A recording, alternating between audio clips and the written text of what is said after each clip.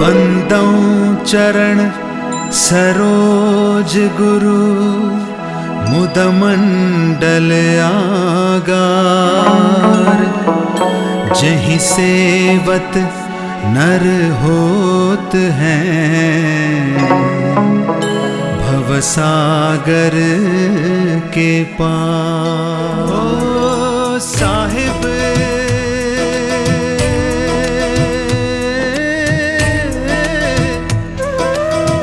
जग में महान है मेरा साहिब, जग में महान है। तेरे चरणों में मेरी जान है, मेरा साहिब सत्य समान है। मैं बंदगी साहिब की करूं, मेरा साहिब ही भगवान है। साहिब जग में महान है। साहिब बंदगी, साहिब बंदगी, साहिब बंदगी, साहिब बंदगी, साहिब बंदगी, साहिब बंदगी, साहिब बंदगी, साहिब बंदगी, साहिब बंदगी,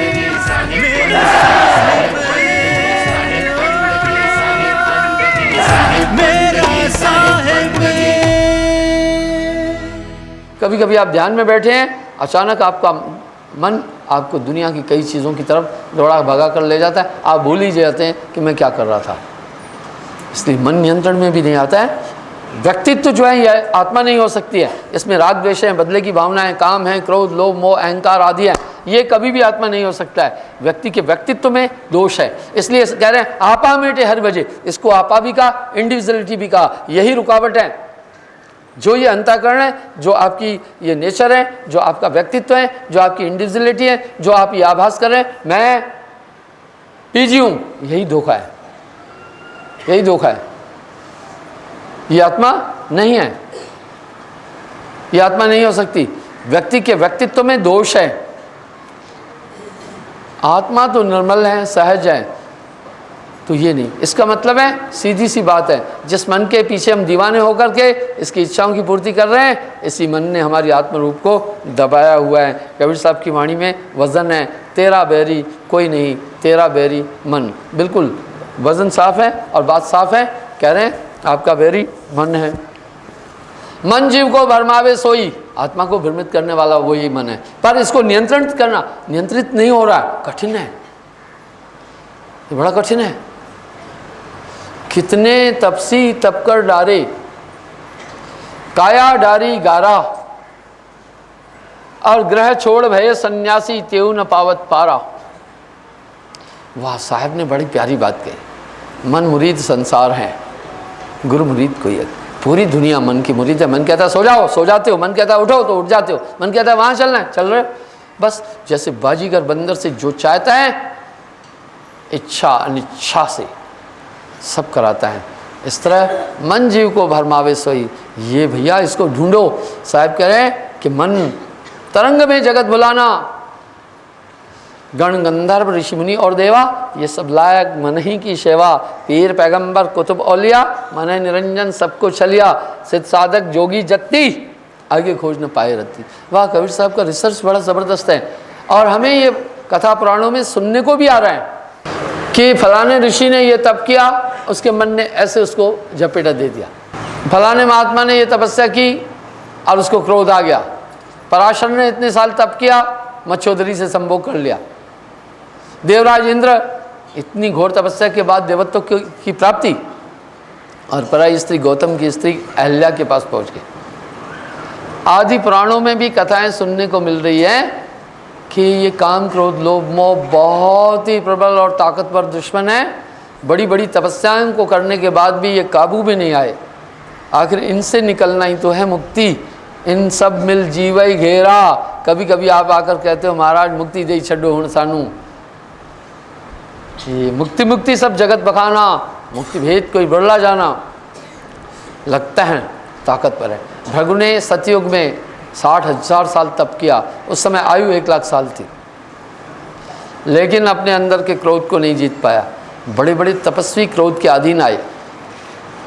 क्रोधाधीन आकर के उन्होंने कई क्रियाएं की। काम क्रोध मद लोभ चोर बड़े भारी, ज्ञान खड़क दे कर में गुरु सब संघारी। साहब कह रहे हैं तेरा बैरी कोई नहीं। इस तरह हम कथा पुराणों में ये बातें सुनते हैं, ये बहुत बड़े दुश्मन हैं। दुर्वासा जी वास्तविक कृष्ण के गुरु थे। क्रोध आया, 56 कोटि यादवों को श्राप दे दिया। कपिल मुनि को क्रोध आया,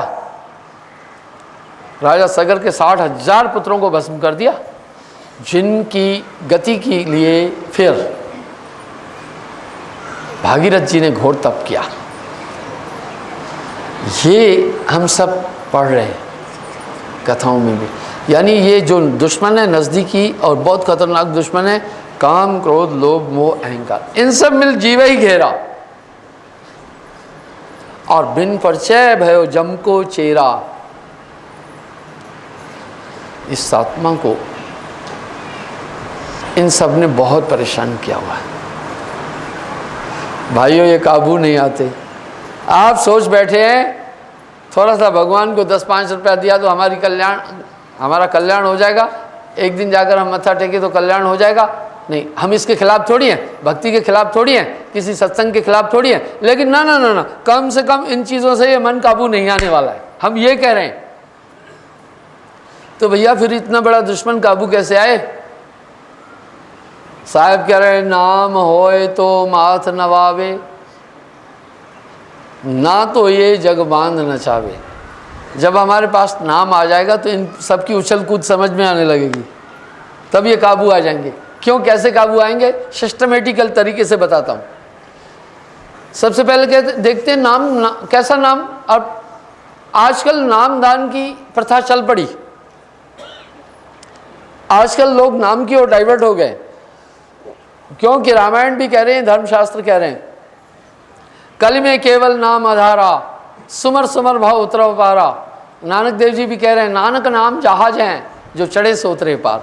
कबीर साहब अपनी वाणी में कह रहे हैं भवसागर का पार नाम बिना पावे नहीं, कोटिन करे उपाय। चाहे कोई करोड़ों उपाय भी करे, इस भवसागर से कदापि पार नहीं हो सकता। इस जीवित संसार सागर से नाम के बिना पार नहीं हो सकता। पर ये नाम कैसा? आगे साहब सतर्क और सावधान कर रहे हैं, नाम नाम सब जगत बखाना, नाम भेद कोई बिरला जाना। काया नाम सबे गोहरावे, विदेह नाम कोई बिरला पाए। जब लग सार नाम ना पाए, तब लग जीव भटका खाए। ये कैसा नाम है? अकह नाम सो कहा न जाई, लिखा न जाए पढ़ा न जाई, बिन सदगुरु कोई ना ही पाई। कोटि नाम संसार में तिनते मुक्ति न होए, मूल नाम ये गुप्त हैं जाने बिरला कोय। ये नाम वैसा नहीं है जैसे हम लोगों ने सोच लिया कि चलो महात्मा जी से नाम लेकर आते हैं। अगर ये नाम 52 अक्षरों में आ रहा है तो मेरे भाइयों फिर तो सभी बच्चे भी बोल सकते हैं ये नाम, तो किसी से भी ले लो, फिर तो किसी से भी ले लो। ना ना ना, ये नाम ऐसा नहीं है। साहब सावधान करके कह रहे हैं, गुप्त नाम सो कहा न जाई, लिखा न जाए पढ़ा न जाई, बिन सद्गुरु कोई ना ही पाई। ये नाम सजीव हैं, ये नाम अजीब हैं, ये नाम जीवित हैं, ये नाम सत्य है, ये नाम सार है। इसके बिना भवसागर से कोई पार नहीं हो सकता। भवसागर का पार नाम बिना पावे नहीं। ये नाम कहा नहीं जा सकता, ये नाम लिखा नहीं जा सकता, ये नाम बोला नहीं जा सकता, ये नाम पढ़ा नहीं जा सकता है। ये नाम जीवित है, ये नाम हर एक के अंदर है। नाम नाम सब जगत बखाना, नाम भेद कोई बिरला जाना। अकह नाम कहा न जाए, लिखा न जाए पढ़ा न जाए, बिन सद्गुरु कोई ना ही पाए। कैसा फिर ये नाम है? पूर्ण गुरु अकह समझाई। ये नाम गोस्वामी जी रामायण में नाम की ओर इशारा कर रहे हैं। ब्रह्म राम ते नाम बड़, वरदायक वरदान। रामचरित्र सतकोट में लिया महेश जीव जान। ये नाम ब्रह्म राम से भी बड़ा। ये नाम बड़ा ऊंचा है। कबीर साहब वाणी में सतर्क सावधान कर रहे हैं। काया नाम सबे गौरावे, 52 अक्षर के नाम दुनिया कह रही है। नाम विदे कोई बदला पाए, ये सार शब्द, ये सार नाम। एक आदमी से मैंने पूछा, और भैया वो सार शब्द बोल रहे थे। मैंने कहा भैया ये सार शब्द क्या है, थोड़ा बताओ तो। बोला सार शब्द गुरुजी ने बोला है, बोलना नहीं किसी से। मैंने कहा अच्छी बात है, ये अच्छी बात है। किसी बच्चे से हम पूछें भैया बम्बई का रास्ता कौन सा है, वो कहे जानता तो हूँ पर माता पिता ने बताया, किसी को रास्ता बताना नहीं, तो हम कैसा मानेंगे उसको? फिर हम कैसा मानेंगे? मैं कहा तेरे गुरुजी ने तो कहा है बताना नहीं, शायद तेरा गुरुजी ठीक से नहीं जानता होगा कि सार नाम क्या है, इसमें छिपाने की बात नहीं है, आओ मैं तुम्हें बताता हूँ।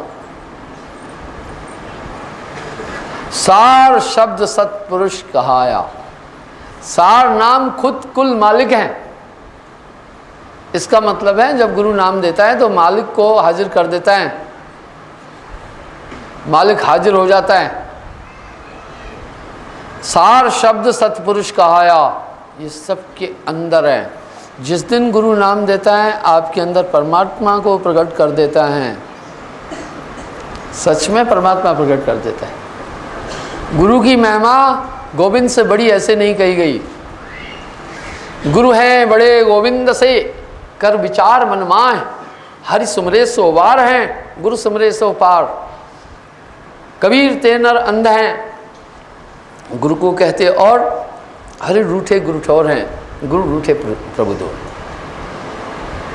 कबीरा हर के रूठते गुरु की शरण जाए, कहे कबीर गुरु रूठते हरि नहीं होत सहाय। इसका मतलब है ये नाम भेद कोई वर्ला पाया। गोस्वामी जी कह रहे हैं ब्रह्म राम ते नाम बरदायक वरदान, रामचरित्र सतकोट में लिया महर्षि जीव जान। ब्रह्म राम से भी ये नाम बड़ा वरदायक और वरदान। जब लग सार नाम ना पाए तब लग जीव वह भटका खाए। ये नाम बड़ी ऊंची वस्तु है। जब ये नाम आएगा तभी मन की पूरी स्थिति का पता चलेगा। नाम बिना हृदय शुद्ध ना होई, कोटिन बांध करे जो कोई। चाहे कोई कितनी भी चेष्टा करे, इस मन को नाम की ताकत के बिना कभी नहीं जीत सकता है। और गुरु उस परमात्मा को प्रकट कर देता है जिस दिन नाम देता है। कोटि जन्म का पंथ था, गुरु पल में दिया लखाए, ये पल में पहुंचा देता है। ये नाम इतनी निराली चीज़ है। ये नाम पूर्ण गुरु आप में पैदा करता है। इसी नाम की रोशनी में तब ये पूरे शत्रु रिपु प्रबल अविद्या का परिवारा, खल कामादिक काम अपारा, ये जितने भी शत्रु अंदर में निवास करने वाले हैं छटने लगते हैं, समझ में आने लगते हैं, दिखने लगते हैं और पकड़ में आने लगते हैं। नाम बिना हृदय शुद्ध ना होई, कोटिन भांत करे जो कोई। साहब ने वाणी में बड़ा वजन दे करके ये बातें बोली हैं। जाघट नाम न संचरे तिसको जान मशान, जैसे खाल लोहार की श्वास लेत बिन प्राण। जैसे लोहार की खाल बिना प्राणों के सांस लेती हैं, इस तरह जिसके शरीर में नाम नहीं है वो बेकार शरीर है। नाम बिना हृदय शुद्ध ना होई, कोटिन भांत करे जो कोई। नानक देव जी ने तो बड़ी ऊंची बात कितने बुलंद हौसले से कही, नाम बिना विष्टे का कीड़ा। वो नाम के बिना आदमी किसी भी काम का नहीं है। नाम बिना पापी सो कहिए, नाम बिना मूर्ख सो लइए। ओंच वही जो नाम है जाना, बिना नाम सब नीच पखाना। बिना नाम सब नीच। नाम के बिना दिल शुद्ध ही नहीं हो सकता है, नाम के बिना मन काबू ही नहीं आ सकता है। चाहे कितनी भी कोई पोथियां पढ़ डाले, कितने भी कोई शुभ कर्म कर डाले, मन को जीत नहीं पाएगा। कितने भी तप करे तभी भी नहीं। नाम होए तो माथ नवावे, ना तो ये जग बांध नचावे। अंधकार में हमें वस्तुओं का ज्ञान नहीं होता, चाहे हम आंखें फाड़ें, चाहे हम डंडे चलाएं, चाहे हम लाठियां चलाएं, वस्तु का बोध नहीं होगा, क्योंकि अंधकार के आवरण में छिपे हैं। जैसे हम प्रकाश का सर्जन करते हैं वस्तु का बोध होता है, इस तरह किसी भी तरह से मन का बोध नहीं होता है। मन ऐसे समझ में नहीं आ सकता है, मन ऐसे दिखाई नहीं दे सकता है। जब नाम की रूहानी ताकत जो हर एक के अंदर है वो गुरु कंसंट्रेट कर देता है, मत करके आपके अंदर प्रेजेंट कर देता है, तभी ये व्यक्ति इस मन को समझ सकता है, अन्यथा ये मन को कभी भी समझ नहीं सकता है। इसलिए मन चीने कोई वर्ला भेदी, मन को कोई कोई समझ पाता है, मन जल्दी पकड़ में भी नहीं आता है। पर औषध ले, नाम सत्य गुरु सत्य हो, आप सत्य जो होए, तीन सत्य जब एक हो तो विष से अमृत होए। आपकी आत्मा के अंदर सभी चीज़ें परिपूर्ण हैं। मन तब गुलाम बन जाता है, मन तब सेवक बन जाता है। अब मन स्वामी है तब मन गुलाम बन जाता है, मन अधीन आता है। मन का अधीन आना ये है, उसके बाद अपनी हरकत कोई भी नहीं कर सकता है। आपको ये कभी भी भ्रमित नहीं कर पाएगा, आपको किसी भी प्रवेग में नहीं ले पाएगा। क्रोध आने के साथ आपको पहले नजर आ जाएगा, ऐसे नजर नहीं आ रहा है, अपना काम करके भग जाता है, उसके बाद आप क्रोध को देख पाते हैं। काम आने से पहले समझ में आ जाएगा, आ रहा है, आप बच जाएंगे। पत्थर कहीं आ रहा है आपकी तरफ, आपने देख लिया आ रहा है, आप इधर उधर होकर के अपने को बचा लेंगे। लेकिन पत्थर आता दिखाई नहीं दिया, बजेगा, उसके बाद पता चलेगा ओ ये तो पत्थर लग गया। बस इसी तरह पूरी दुनिया को मन के पत्थर बज रहे हैं और समझ में नहीं आ रहा है, क्योंकि मन नजर नहीं आ रहा है। मन चीने कोई बिरला भेदी, मन को कोई देख न पाए, ये नाना नाशना। ये दिव्य शक्ति गुरु के द्वारा जब मिलती है, और ये कोटि जन्म का पंथ था, गुरु पल में दिया लखा है। नाम मिलने से गुरु मिलने से झगड़ा खत्म हो गया। जिस दिन एक अदद गुरु की प्राप्ति होती है, आत्मा के अंदर ये सब शक्तियाँ आ जाती हैं, आत्मा जाग जाती है, सूरत जाग जाती है, मन की दौड़ कम हो जाती है, मन पकड़ में आ जाता है। ठीक वैसे ही आप देखते हैं, एक दिन मैं देखा एक छोटी सी बच्ची दो भैंसों को, दो संडों को, भैंसे लिए जा रही थी। मेरे ड्राइवर ने कहा गुरुजी वो दो भैंसे हैं बड़े बड़े, कहीं मचल न जाए। मैं बोला चिंता मत कर, ये गुड़िया ने बोला छोटी सी बच्ची है, मैं बोला पूरे काबू में है इसके, घबरा नहीं, ये जानकार है, इसने नकेल पकड़ी हुई है, इसकी नासा खींच रही है, जहाँ चाहेगी भैंसों को उधर घुमाएगी, क्योंकि ये कंट्रोल में है। एक नन्ही सी लड़की उन दो भैंसों को जहाँ चाह रही थी घुमा रही थी, जो 50-50 आदमी से भी काबू नहीं आ सकते। बड़े बड़े ऋषि मुनियों, इसी तरह बड़े बड़े ऋषि मुनियों से मन काबू नहीं आया, मन को ये नहीं देख पाए। लेकिन जब गुरु इस मन पर लगाम लगा देता है, उसके बाद में ये काबू आएगा, और ये लगाम पूरा गुरु लगाएगा। बिन पूरा गुरु हो अकह समझावे, ना तो ये मन हाथ ना आवे। बाजीगर का बांद्रा ऐसा जीवन साथ, ये नाना नाश नचाए के राखे अपने हाथ। इसलिए जब तक ये मनुष्य मन पर नियंत्रण नहीं करता है, कभी भी इस संसार सागर से इसकी छुट्टी नहीं हो सकती है। मन बहुत बड़ा विकराल है। साहब ने इस मन की अवस्था पर बोला, भाइयों सावधान रहना इस मन से। मन छीने कोई वरला भेदी, इस मन को कोई वरला भेदी चिन्हने का मतलब पहचानता है। साहब की वाणी में बड़ी शुद्ध हिंदी बोली। मेरा ये विचार है, हिंदी का पूरा बोध जो वर्तमान में हम लोग हिंदी बोल रहे हैं, इसका उद्गम 4 भाषाओं से हुआ। जिनको ये 4 भाषाएं ठीक से आती है, हिंदी को गहराई से समझ जाएंगे। इसमें एक भोजपुरी का मिश्रण है, दूसरा अवधी भाषा का मिश्रण है, तीसरा इसमें ब्रिज भाषा का मिश्रण है, चौथा इसमें उर्दू भाषा का मिश्रण है। आप जो अधिकतर हिंदी के शब्दों का प्रयोग कर रहे हैं, इसमें काफ़ी उर्दू भाषा का मिश्रण है। इसलिए ये चारों भाषाओं को मिश्रित करके हिंदी बनी। वैसे तो हमारी जो राष्ट्रीय और हमारे धर्म की भाषा संस्कृत है, लेकिन इसलिए साहब ने सर्वकालीन भाषा का इस्तेमाल किया। इन चारों भाषाओं का उन्हें पूरा बोध था, इसलिए साहब की वाणी सर्वकालीन है, किसी भी समय में ये जानी जाएगी। मेरे साहिब की क्या शान है, रोशन ये सकल जहान है। मेरे साहिब की क्या शान है, मेरे साहिब की क्या शान है, रोशन ये सकल जहान है। मेरे साहिब की क्या शान है। साहिब मेरा, मेरा साहिब मेरा, साहिब मेरा, मेरा